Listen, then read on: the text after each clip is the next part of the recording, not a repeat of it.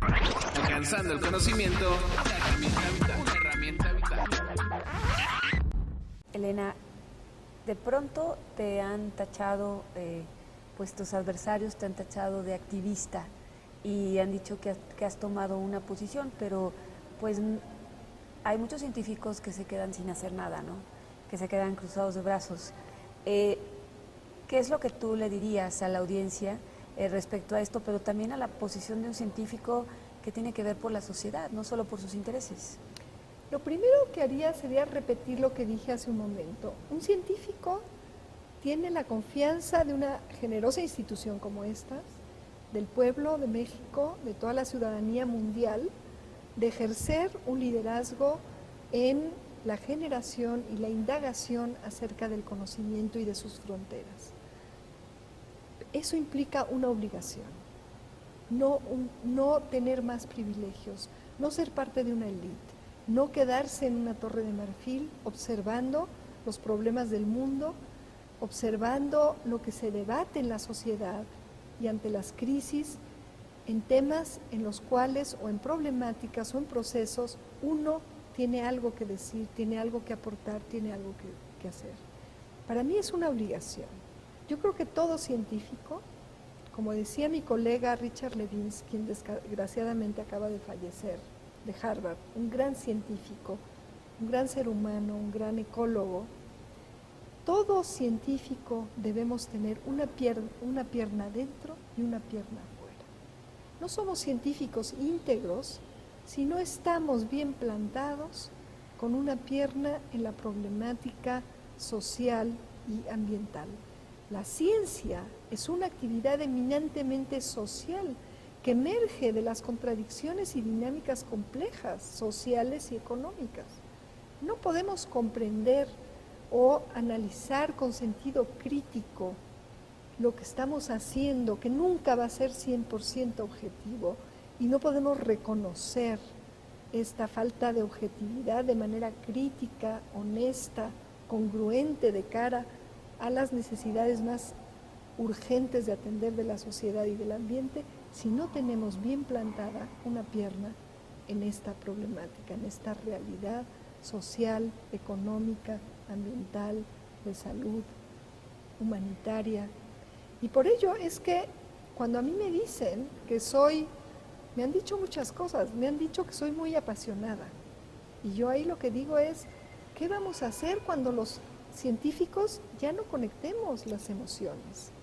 Cuando no pongamos el corazón y reconozcamos que somos seres humanos, que compartimos con los demás y que podemos empatizar sobre todo con los que están sufriendo las mayores injusticias de este mundo, ¿qué va a suceder cuando la ciencia esté separada, esté escindida, como lo está un pobre enfermo, un pobre ser psicopático que ya no puede conectar la empatía?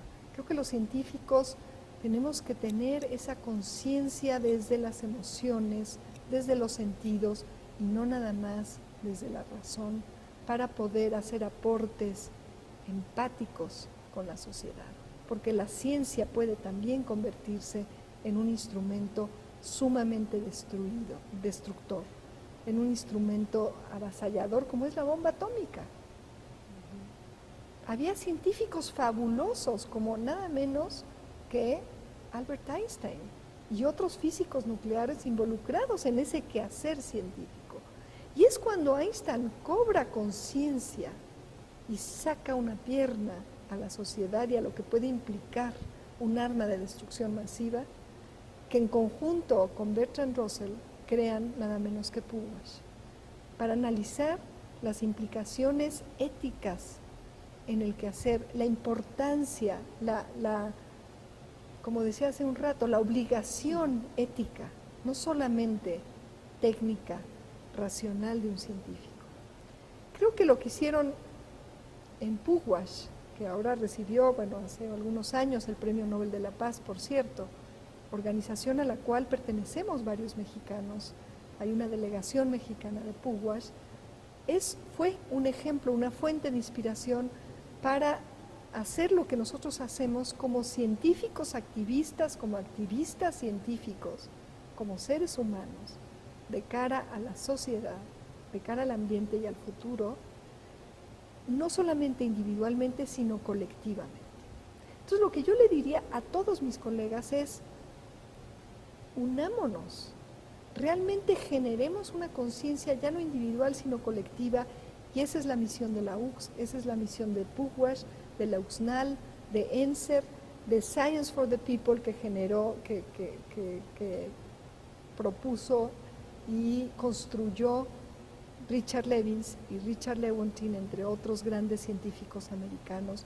En fin, esta convicción de que todo científico, además de un ser humano conectado, empático, consciente de su quehacer en una sociedad, en un entorno que nos limita y que cambia todo el tiempo, y que hoy en día es un entorno de un mundo capitalista globalizado que está restringiendo, que está sesgando la manera, el devenir de la ciencia. Tenemos que estar conscientes en eso. Invitarlos a todos los colegas a ser parte de estas colectividades y a generar no solamente una conciencia individual, sino una conciencia colectiva. Y que es de estas conciencias colectivas, como esta milpa, ritual imprescindible en la UNAM, de donde surgen las mejores propuestas, de donde surge lo que a ninguno como individuo se nos puede ocurrir.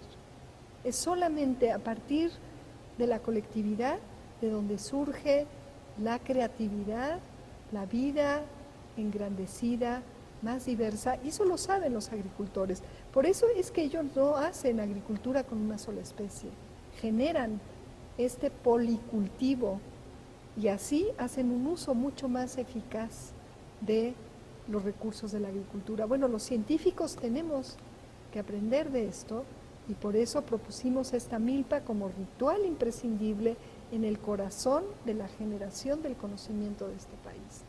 Y creo que es a partir de este tipo de experiencias colectivas que eventualmente van a surgir no solamente la restauración de un bello lugar como esto, o la muestra artística o esta obra de arte, sino propuestas afectivas, sí, también racionales y también técnicas, porque creo que para enfrentar y restaurar los problemas que hay en este mundo, vamos a necesitar también la técnica, pero una técnica que anteponga el conocimiento y el interés social y ambiental por lograr un mundo más justo y no más injusto, la que va a tener las respuestas correctas, la que va a generar esa innovación restaurativa, reconstructiva y de vista y de cara al futuro, y no una innovación que esté jalada primordialmente por un interés corporativo privado. Eso es lo que yo les diría a mis colegas que me tachan, que para mí pues no es una afrenta, sino un halago de activista y de apasionada. Elena, te quiero preguntar, ¿por qué México no se ha podido integrar a la sociedad del conocimiento, a la economía del conocimiento? ¿Qué hace falta? Mira, esta es una pregunta que puede ser de doble filo, porque si es la sociedad del conocimiento a la cual nos invita el gran capital corporativo, creo que por suerte.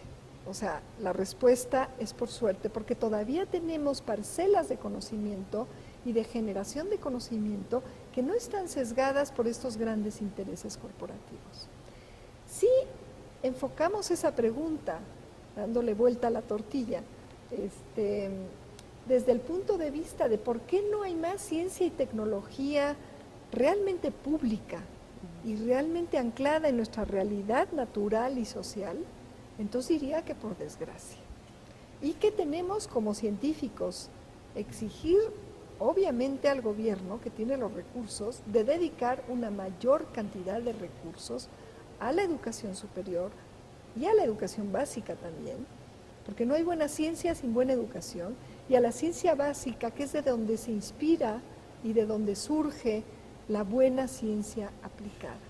No hay que irnos con las ofertas ya maquiladas, ya hechas, ya probadas como no suficientes o ya obsoletas, como el caso de los transgénicos, de los países del primer mundo, que están cada vez más sesgados en su desarrollo científico por intereses no epistémicos, es decir, por valores no del conocimiento, sino por intereses corporativos. Hay que generar una sociedad del conocimiento más apta para este país, para los problemas urgentes que tenemos claros muchos mexicanos y que tenemos obligación de primero comprenderlos a fondo, aprender a prevenirlos y los que ya no se han podido prevenir, aprender a resolverlos y a restaurar o resarcir las heridas que ya han dejado. Esa es mi opinión. Y nada más ahí, esa falta de tener esa sociedad del conocimiento en esta parte para resolver los problemas que nos aquejan como sociedad y como país, ¿ha sido por falta de una política científica o ha sido una política científica que todavía no es la que necesita el país, falta de políticas públicas? ¿Qué es lo que tú ves? Mira, yo creo que hay una política científica. Hay una política científica desde mi punto de vista incorrecta, que por un lado copia, pero copia mal y copia chiquito las políticas científicas que responden en los países del primer mundo, principalmente en Estados Unidos, a los grandes intereses corporativos y además en un país donde hay una gran masa crítica, Estados Unidos, también hay producción de conocimiento básico muy valioso por individuos y colegas muy valiosos. Entonces sí hay una política pública muy emuladora de una política que no nos corresponde, de una política que no es un país, que no es propia de un país megadiverso, de un país en vías de desarrollo, pero con un rezago en justicia, en soberanía, en seguridad de todo tipo, alimentaria, en salud pública. Entonces, creo que es una política, primero, que no está hecha para adecuarse a las condiciones también pluriculturales de nuestro país y que tampoco está hecha para responder de manera pública. Entonces, es una política que lo público se está haciendo cada vez más pequeñito y que se está convirtiendo en una política que ahora inclusive de manera pues indignante se traduce en apoyos de CONACYT, del Consejo Nacional de Ciencia y Tecnología, a mineras, a empresas biotecnológicas y cuando no hay apoyo para estudios críticos de epidemiología. ¿Por qué en México tenemos una causa de muerte infantil que ya está volviendo la más importante, que está claramente asociada a posibles impactos tóxicos de industrias, que es la leucemia linfoblástica aguda infantil? Una de las primeras causas de muerte, no la disentería, no infecciones, sino una enfermedad que denota un impacto ambiental destructivo de la salud de nuestros niños. No hay el esfuerzo ni el compromiso de esta política para resolver este problema público. ¿Por qué no tenemos en la política pública un programa integral de integración de propuestas biotecnológicas, pero no obsoletas como los transgénicos, no destructivas de la biodiversidad, sino que aprovechen esta biodiversidad en favor de la alimentación, del ambiente y de las tradiciones que se deben de tomar en cuenta a la par de este conocimiento técnico, tecnocientífico? ¿Por qué? Porque han demostrado ser capaces de generar una agricultura diversa y amigable con el ambiente. No hay en CONACYT un programa que de manera proactiva integre todo este conocimiento tradicional y científico en un diálogo de saberes y que promueva la solución de la producción suficiente, sana, diversa y sin destruir el ambiente de los alimentos que México podría producir para nuestro país y para todo el mundo. ¿El CONACYT no tiene un programa de megadiversidad? No. No tiene programas de esta naturaleza de cara al público, de cara a lo colectivo, de cara a la sociedad y de cara al futuro, no solamente de este país, sino del mundo entero. Y sin embargo, apoya cada vez más pequeños proyectos de innovación que no está muy claro ni muy transparente si van a beneficiar a sus proponentes y a algunas empresas grandes o pequeñas. Entonces no hay un sistema de prioridades, no hay una política pública en sentido estricto, porque lo que yo veo es una política ya muy atomizada y que cada vez más favorece el interés privado, corporativo y de las tecnociencias dominantes que sin ninguna duda están sesgadas, no en favor del conocimiento de frontera, ni siquiera en favor de resolver a fondo y comprender a fondo los problemas complejos, sino de responder a presiones que tienen que ver con la reproducción de capitales que cada vez están teniendo mayores problemas. Entonces, esta sociedad del conocimiento desde este punto de vista, pues puede ser muy perversa, porque puede capturar o secuestrar el conocimiento para un fin que no es el de la ciencia, sino es el de la acumulación de ganancias privadas cada vez mayores, cada vez más a nivel globalizado y corporativo. Entonces necesitamos una sociedad del conocimiento real, que no se traiciona a sí mismo y que está enmarcado en una ética estricta, firme, en favor de la justicia social y por ende la justicia socioambiental. Entonces, ¿a quién le beneficia que se desarrolle la Ribera Maya y se destruyan los manglares? ¿A quién?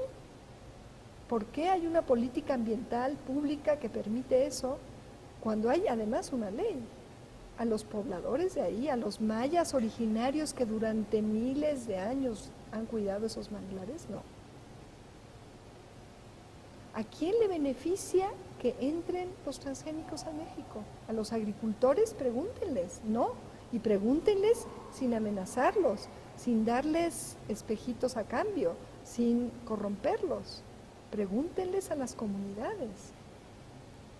Entonces, esas políticas que apoyan de manera directa o indirecta estas propuestas que ya están muy sesgadas a favor de los intereses corporativos, creo yo no tienen nada de público y no nos acercan a la verdadera sociedad del conocimiento, que sin ninguna duda tiene que hacer honor a nuestras tradiciones y al conocimiento tradicional, que es profundo y que es muy valioso. Gracias. De nada. Alcanzando el conocimiento, una herramienta vital.